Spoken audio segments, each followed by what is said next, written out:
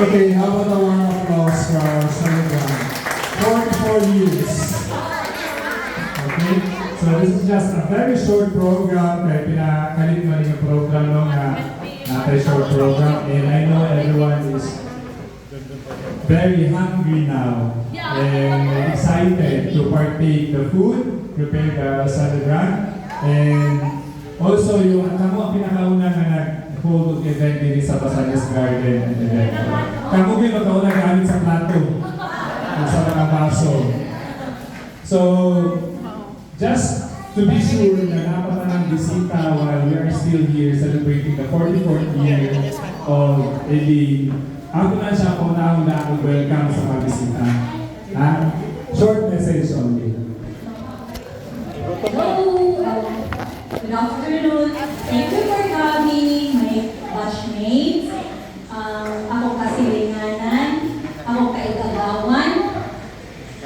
Yeah, mo lang. Ako mga banggitan ng mga teachers. Salamat sa pag-anhin. I'm so touched. Kaya gigaling niyo yung time for me.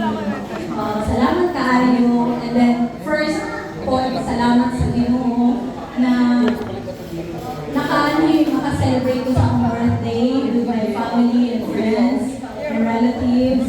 And then, next is my family, si Mama, si Cathy, si Taloy, at si GB. Salamat tayo for everything. Yeah.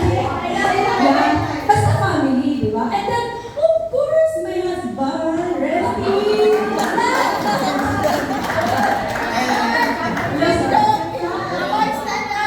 My husband, Resty, and then my firstborn, Riley, and twins, Ryder and Ryder. You say hello, you hug your mommy. Hug mommy. Hi!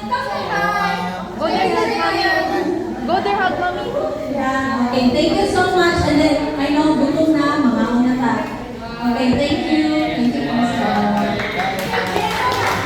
Thank you to our dear celebrant. We will hear more messages later after we partake the food. But right now, please another round of a happy birthday song for Eileen. Happy birthday to you. Happy birthday to you. Happy birthday. Happy birthday. Happy birthday to you.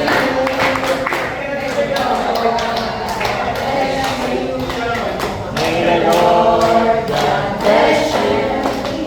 May the Lord God, may the Lord God, may the Lord God bless you. Wish and blow the candle.